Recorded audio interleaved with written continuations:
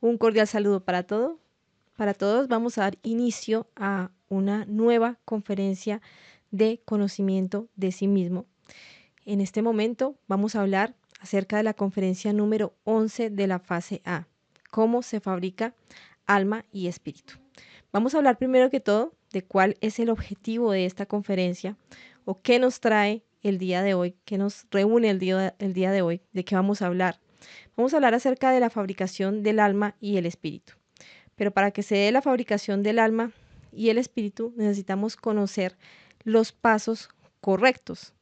Y esto implica que nosotros sepamos qué es el alma, que nosotros sepamos qué es el espíritu y cuáles son las herramientas que necesitamos para poder desarrollarlos.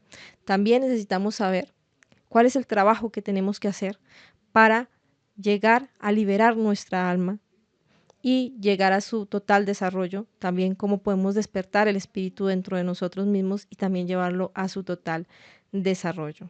Vamos a hablar también de cómo está conformada el alma, de cómo está conformado el espíritu y cuáles son esos pasos finales que debe llevar a cabo esa parte espiritual dentro de nosotros mismos para lograr la liberación total.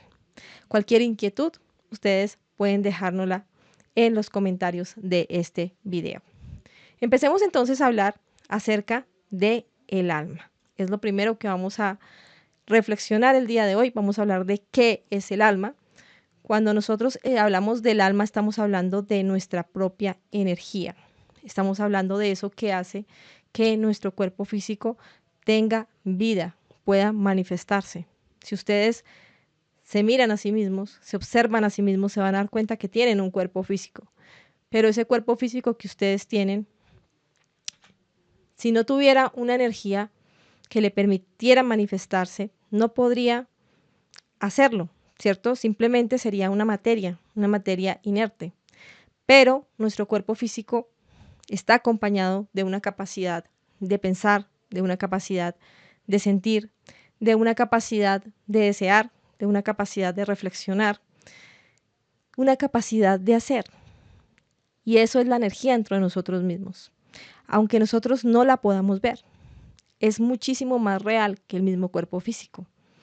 Ustedes pueden decir, no, yo solo creo en lo que es real, como por ejemplo la materia, como por ejemplo las células, este cuerpo. Yo creo en que esto es real. Y puede que pensemos que lo que no podemos ver, palpar con nuestros 5 sentidos de percepción externa, no existe. Pero ¿quién podría negar que existe el dolor? ¿Quién podría negar que existe el enamoramiento? ¿Quién podría negar que existe la duda?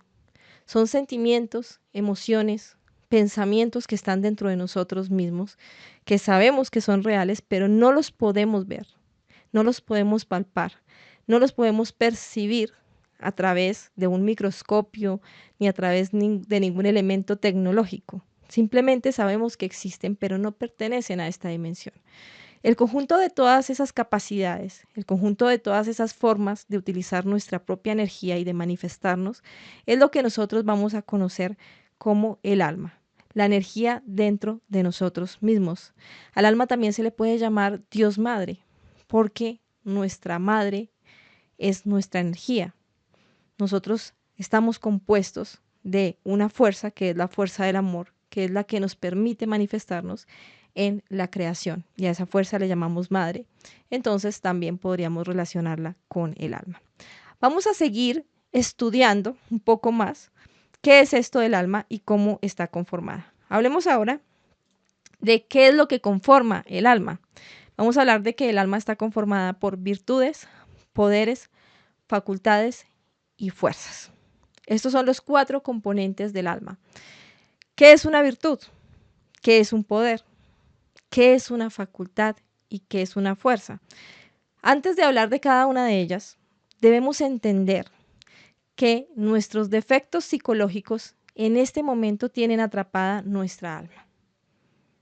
Nuestra alma, como ustedes lo pueden ver ahí, se encuentra negra, se encuentra contaminada, se encuentra en muy mal estado, porque nuestros defectos psicológicos, como el miedo, como la angustia o sufrimiento, como la depresión, como la duda, como la lujuria, como la pereza, la crítica, etcétera.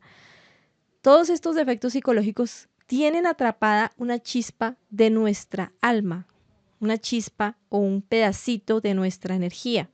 Y es por eso que nuestra alma en este momento está atrapada en los defectos psicológicos, o podríamos también decir que está contaminada. Es por eso que necesitamos lograr la liberación de esta alma, y cuando logramos la liberación de esta alma, vamos a obtener precisamente eso de lo que estamos hablando. Vamos a obtener virtudes, vamos a obtener poderes, vamos a obtener facultades y vamos a obtener fuerzas. Eso es lo que está contenido en el interior de cada uno de los defectos psicológicos que nosotros debemos eliminar. Hablemos entonces de cada uno de ellos. Empecemos a hablar un poco de lo que son las virtudes. La virtud sencillamente es lo contrario a un defecto. Existe la virtud de la lealtad, que es lo contrario al defecto de la traición. Existe la virtud de la castidad, que es lo contrario al defecto de la lujuria. Existe la virtud de la diligencia, que es lo contrario al defecto de la pereza. Y así sucesivamente. Todas las virtudes tienen su contrario, que es el defecto. Pero lo que nosotros debemos entender es que tener una virtud implica haber hecho un trabajo sobre el defecto. La mayoría de nosotros pensamos que tenemos virtudes. Ah, es que yo soy honesto o honesta. Ah, es que yo soy diligente. Es que yo soy leal. Eso es lo que decimos continuamente porque consideramos que somos muy buenas personas. Pero lo que nosotros no sabemos es que todos los defectos se mueven en dos polaridades. La polaridad positiva y la polaridad negativa. Esto implica que todos los defectos creen tener una virtud.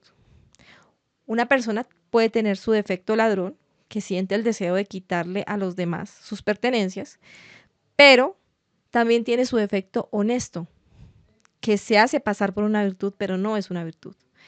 Ese defecto honesto, ¿qué hace? Se cree honesto, cree que es honesto y ante los demás se califica como honesto, pero todo el tiempo está criticando a las personas que son deshonestas, todo el tiempo está imaginando cómo lo están robando. Una persona puede decir que es muy honesta, pero en su mente se están dando continuamente escenas de robo. La persona se imagina que llegan ladrones por la ventana de su casa, que llegan ladrones por la azotea, por eso tiene todo completamente cerrado. La persona se imagina que le van a quitar las cosas en la calle, por eso camina por determinados lugares donde cree que no lo van a robar. Entonces, en su interior existe el yo ladrón, pero la persona cree que no lo tiene y por eso se autocalifica como honesto.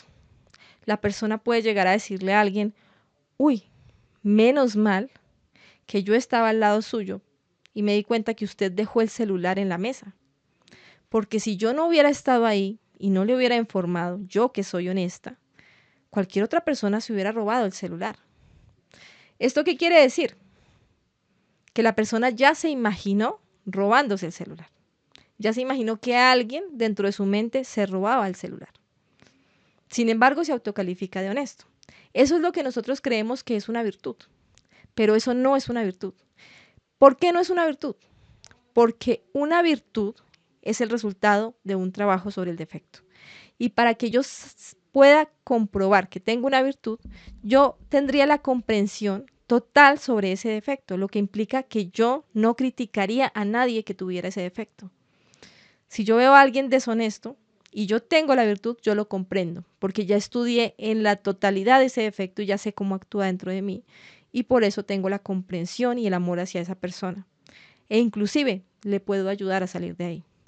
Pero si yo no tengo la virtud, sino que tengo simplemente el defecto en su polo pasivo, entonces yo me la voy a pasar criticando a las demás personas porque tienen defectos psicológicos. Es importante diferenciar lo que es la parte pasiva del defecto de lo que es una verdadera virtud. El que tiene virtud nunca critica ese defecto en las demás personas. Esas serían las virtudes que vamos a rescatar si logramos eliminar los defectos psicológicos que tienen atrapada nuestra alma.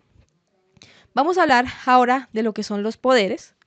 Los poderes son la capacidad que tenemos de gobernar los diferentes elementos de la naturaleza a medida que vamos logrando la creación de los cuerpos existenciales del ser. Hablamos en la conferencia pasada, precisamente en la conferencia de los 7 cuerpos, hablamos acerca de la creación de los cuerpos existenciales del ser, de cada uno de esos cuerpos, sus características. Y para poder crear cada uno de estos vehículos necesitábamos hacer un trabajo en los 3 factores de la revolución de la conciencia. En la medida en que íbamos creando estos vehículos, íbamos teniendo acceso a cada una de las dimensiones de la naturaleza y también un dominio sobre un elemento de la naturaleza. Si logramos regenerar nuestro cuerpo físico, que es el primer trabajo que tenemos que hacer, pues vamos a lograr un dominio sobre el elemento tierra y por lo tanto sobre los elementales o sobre las inteligencias más bien de la tierra, que serían los gnomos y los pigmeos. Si logramos un dominio sobre nuestras aguas, es decir, logramos regenerar nuestro cuerpo vital, pues vamos a lograr gobernar externamente también el elemento agua y sus inteligencias, que serían las ondinas y nereidas. Esto implica que una persona tendría la capacidad o el poder para caminar por encima de las aguas, como lo hacía el Maestro Jesús, o hacer que las aguas se abran, como lo hizo Moisés, porque ya tiene un dominio sobre el elemento agua. Si nosotros logramos el dominio sobre nuestras propias emociones, sobre nuestro propio fuego, y logramos crear nuestro cuerpo astral, pues vamos a tener la capacidad de gobernar también externamente este elemento. Esto implica poder gobernar a las ondinas, perdón, a las salamandras del fuego. Estos serían las inteligencias del fuego llamadas las salamandras y ya tendríamos el dominio total sobre este elemento. Pero continuemos. Si nosotros logramos tener un dominio sobre nuestro aire, que son nuestros pensamientos, ya la mente no nos domina, sino que nosotros dominamos la mente, pues vamos a lograr crear nuestro cuerpo mental. Y al crear nuestro cuerpo mental vamos a tener un dominio sobre el elemento aire también de una forma externa. Esto quiere decir un dominio sobre los silfos y sílfides, que serían las inteligencias de el agua. Esto implica que la persona no solo ya tiene dominio sobre ese elemento, por ejemplo, podría levitar, aunque una persona que está creando sus cuerpos y que está convirtiéndose en un mago blanco nunca mostraría esos poderes para satisfacer su ego o para ganar dinero, poder o prestigio. Solo los utilizaría para poder ayudar a la humanidad. Por lo tanto, los maestros nunca se están mostrando, o los iniciados o las personas que logran estos poderes, a no ser que tengan una misión en específico. Lograría entonces el poder sobre el elemento aire y eso le permitiría tener también acceso